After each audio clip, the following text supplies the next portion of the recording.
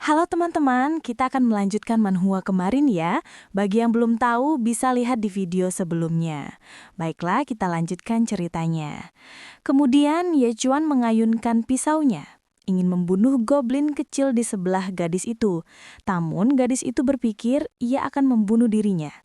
Namun Yechuan menebas goblin kecil yang ada di sebelah wanita itu, dan sekalian melepas ikatan yang ada pada wanita itu.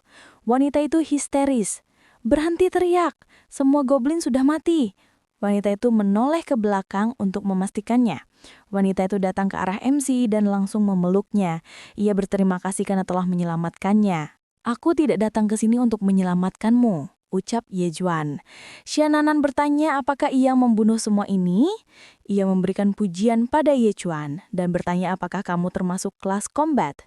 Namamu siapa? Yechuan. Ia memberitahu jalan keluar gua ini. Kalau keluar dari gua ini, jalannya ke sana. Nanti kamu akan sampai di kota. Yechuan melanjutkan perjalanannya. Di balik sebuah pohon, Xiananan mengawasinya.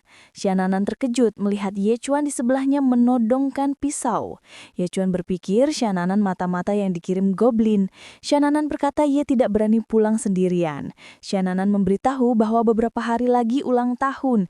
Ia ingin mencari Blood Moon Flower sebagai hadiah untuknya. Namun tak disangka malah tertangkap oleh goblin. Xiananan ingin membuat kesepakatan pada Yechuan agar dapat membantunya mencari Blood Moon Flower.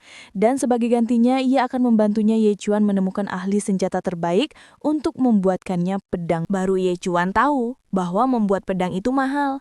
Ia tidak percaya pada Xiaonanan. Pulanglah, berhenti mengikutiku, atau ku tebas kamu. Xiaonanan bergumam. Kenapa orang ini memperlakukanku begitu dingin? Apakah dia ada masalah mental? Sambil berjalan, Xiaonanan memberitahu pada Yechuan bahwa ayahnya adalah Xiao Beihai. Seketika Yechuan diam. Ia mengingat bahwa Xiao Beihai adalah salah satu dari 4 kekuatan bangsawan teratas King Cheng dan 1 langkah lagi menuju Grandmaster. Serius, ucap Yechuan. Xiaonanan memperlihatkan token yang diberikan oleh ayahnya. Yechuan mendekat ke Xiaonanan untuk memastikan token itu. Pipi Xiaonanan jadi memerah karena malu Yechuan sangat dekat dengannya. Yechuan percaya padanya. Xiaonanan akan membantu mencari Blood Moon Flower. Dan sebagai ganti membuatkan pedang tingkat atas. Xiaonanan pun sepakat. Xiananan mengeluarkan peta yang dibeli dari orang lain. Ia memberitahu lokasi Blood Moon Flower. Tapi di sana ada Blood Moon Python dan sangat berbahaya. Kekuatan Blood Moon Python itu apprentice peringkat 9. Yechuan belum pernah melihat Python dan ia merasa tertantang. Ayo, kamu yang pimpin jalan, ucap Yechuan. Xiananan berpikir orang ini bisa diandalkan dan tidak bisa sekaligus. Perjalanan dilanjutkan kembali. Mereka mengawasi Silver Hornet Rhino. Ia mengatakan jangan sampai memprovokasinya karena kekuatannya setara apprentice tingkat 8. Lalu Yechuan berdiri dan berkata bahwa jika hari ini dia makan rumput bisa jadi besok makan orang. Kocak banget nih MC ngawur. Yechuan melesat maju ke depan, langsung menebasnya. Memberikan serangan fatal membuat Silver Rhino itu mati di tempat. Xiananan terdiam karena Yechuan membunuhnya dengan 1 tebasan. Yechuan mendapatkan notifikasi sistem. Levelnya meningkat setelah membunuh Silver Hornet Rhino. Yechuan menyadari bahwa pisau jagal babi yang digunakannya saat ini tidak bisa bertahan lagi. Xiananan bertanya profesi Yechuan, menjawab, ia seorang pickbutcher. Xiananan tidak percaya. Karena Yechuan dapat membunuh Silver Hornet Rhino hanya dalam 1 tebasan. Yechuan mengatakan bahwa karena badak ini sudah terlalu tua, sambil mengambil tanduk badak itu, mereka pun sampai di lokasi Blood Moon Flower dan langsung memasuki tempat itu. Di sisi lain, tim Suling Xuan si Jalang dan gurunya juga memasuki hujan tempat Yechuan. Gurunya memberi pujian bahwa semua muridnya tampil dengan baik saat latihan kali ini, dan ia sangat menghargainya. Gurunya menyadari ada gerakan di balik pohon dan meminta agar mereka segera keluar. Dan ternyata 2 sosok itu adalah Yechuan dan Xiananan. Mereka bertemu satu sama lain tanpa sengaja. Yechuan cuma ingin lewat. Tapi Liu Jinglong dan teman Suling Xuan tidak percaya itu dan malah menuduh bahwa ia belum bisa melupakan Suling Xuan dan mengikuti mereka seperti lintah yang menempel. Suling Xuan si wanita babi kepedean ini mengatakan sudah dengan jelas, kita adalah orang dari dunia yang berbeda. Berhenti menggangguku. Yechuan mendengar itu mengepal tangan dengan kuat sambil menahan emosi. Liu Jongling meneriakinya bahwa ia masih berani menampakkan wajahnya dan mengatakan, bagus, Aku khawatir tidak bisa menemukanmu. Liu Jinglang mengeluarkan pedang dan memancarkan aura ungu yang kuat. Teman Liu Jinglong terkejut bahwa itu adalah pedang yellow rank low grade. Gurunya juga takjub dalam hatinya berkata bahwa ia tidak salah menilai anak ini. Dan bahkan bisa bertarung seimbang dengan Six rank apprentice. Si Jalang Shuling Xuan dengan sombongnya mengatakan bahwa ia sudah memperingatinya. Dan kali ini ia tidak akan turun tangan membantunya lagi. Xiananan mengatakan sambil berbisik, apakah kamu punya dendam dengan orang-orang ini? Namun Ye Chuan menjawab berapa harga pedang yellow rank low grade ini. Xiananan menjawab mungkin bisa dijual ratusan ribu. Apa kau paham situasi sekarang? Liu Jinglong marah karena Ye Chuan mencuri perhatian waktu itu. Ia pun menggunakan teknik dan menebas dari atas dengan sangat kuat. Ye Chuan yang menyadari itu, menahannya dengan pisaunya, membuat gurunya terkejut. Ia mengerahkan semua kekuatannya, membuat pisau Ye Chuan patah. Seorang tukang jagal babi rendahan sepertimu, sok angkuh. Dan aku akan membuatmu tidak bisa jaga lagi di masa depan, ucap Liu Jinglong. Gurunya berkata dalam hati bahwa Ye Chuan begitu bodoh sampai berani memprovokasinya. Ye Chuan mengatakan ia tidak perlu pisau untuk menghadapi Liu Jinglong. Liu Jinglong sangat marah mendengar itu. Jangan salahkan aku jika tidak sopan. Liu Jingling kembali menyerang Ye Chuan dengan teknik pedangnya. Ye Chuan lebih dulu melancarkan tinjunya, yang membuat Liu Jinglong terpental jauh, membuat gurunya dan temannya terkejut. Liu Jinglong nyaris pingsan. Gurunya bertanya, apakah kamu sudah mencapai level 7 rank up? Setelah pertarungan, Ye Chuan mengambil pedang milik Liu Jinglong. Liu Jinglong yang kalah terkejut bahwa Ye Chuan sudah mencapai tingkat ke-7 di atas Ling Xuan. Gurunya menjelaskan bahwa pembagian rem antara profesi tipe life dan combat sama. Tapi cara mereka naik level benar-benar berbeda. Profesi combat harus berlatih keras, bertarung, terluka, lalu memahami teknik bertarung. Pertumbuhan mereka memang agak lambat.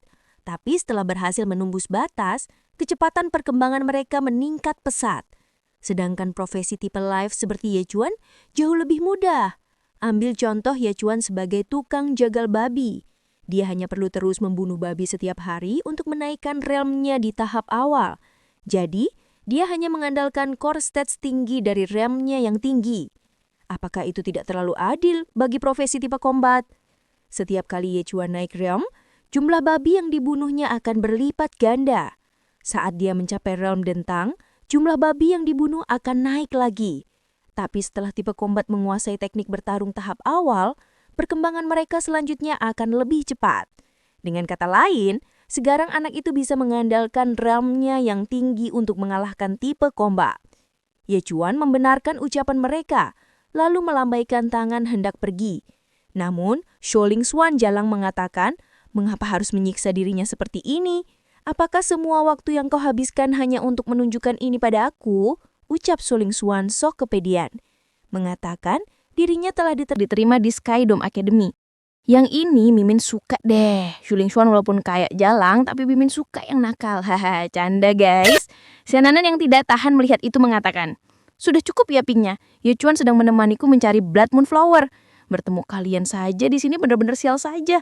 Jadi kenapa kalian sok sibuk menebak seenaknya di sini? Teman Shuling dan Luo Jinglong mengatakan Ye Chuan sampah yang tidak diinginkan dan sangat pintar merayu perempuan. Xiananan langsung menampar mereka semua sekaligus termasuk gurunya. Mamam tuh kebanyakan yeping loh. Gurunya heran kenapa ia kena tampar juga. Shuling Xuan marah karena ia berani memukulnya. Kau ingin mati, ucap Shuling Xuan. Lalu mengeluarkan pedang hendak menyerangnya. Xiananan mengeluarkan token sambil berkata, coba saja sentuh aku kalau berani. Guru mereka yang menyadari ada yang tidak beres lalu menghentikan Shuling Xuan. Karena Xiananan adalah putri sulung keluarga Xia.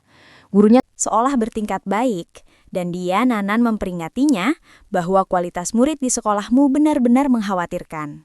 Gurunya mengakui itu salahnya dan akan mendisiplinkan mereka dengan benar. Xiananan mengatakan suruh dia minta maaf pada Ye Chuan sambil menunjuk ke arah Shuling Xuan. Shuling Xuan menyadari bahwa dia putri Biahai.